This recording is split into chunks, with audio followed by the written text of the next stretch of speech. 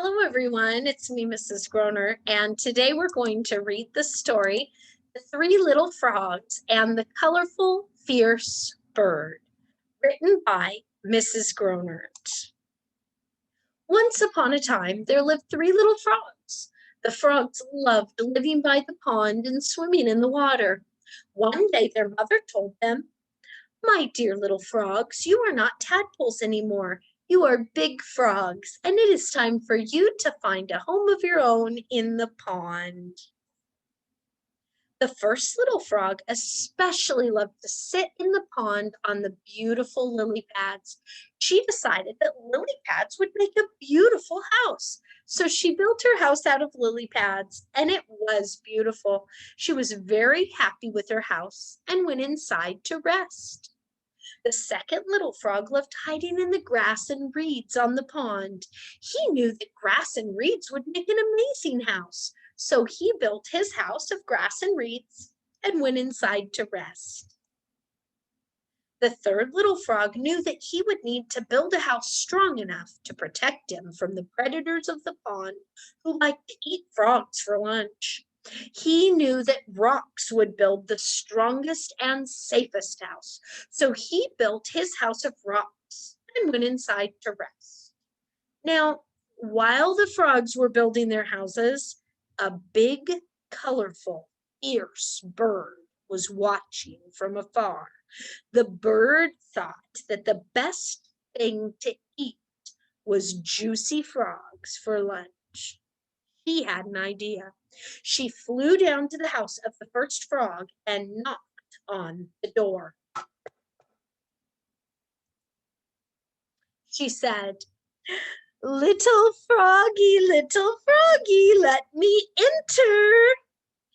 "No, you won't enter, not even in the cold of winter," responded the first frog. "Then I'll pick and I'll peck, and your house I will wreck," said the colorful bird. So she picked and she pecked and she tore the beautiful lily pad house to pieces. Then she turned to peck the first little frog to pieces, but the smart frog jumped as far as she could and got away. The first frog swam all the way to her brother's house. When she got to her brother's house, she yelled, "Brother, hurry, help! A big colorful bird just came to my house and pecked it all to pieces. Then she tried to eat me, but I swam away as fast as I could." "Don't worry, sister. My house is made of grass and weeds, and it makes a great hiding place. The bird will not find us here." Now, birds are pond predators. They have very good eyesight and can see frogs easily. So the hungry bird flew up to a tree and watched. She saw the first frog enter her brother's grass house. She flew to the door and said, little froggies, let me enter."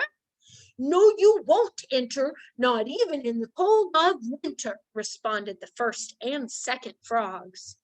"Then I'll pick and I'll peck, and your house I will wreck," said the colorful bird. So she picked and she pecked and she pecked and she picked and she tore the amazing grass and reed house to pieces.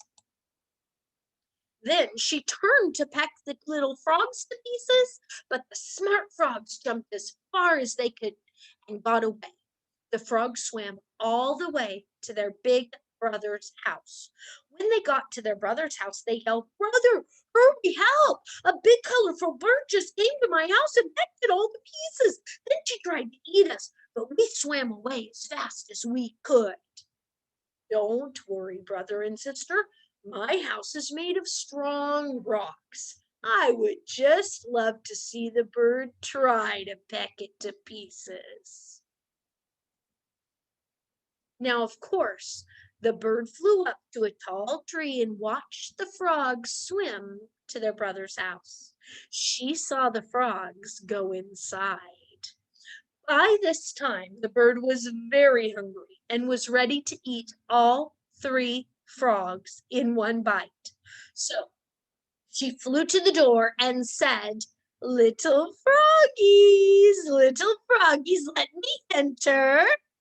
"No, you won't enter, not even in the cold of winter," responded all three frogs. "Then I'll pick and I'll peck in your house, I will rap," said the colorful bird. So she picked and she pecked and she pecked and she picked and she picked and pecked and pecked and pecked, but she could not wreck the rock house.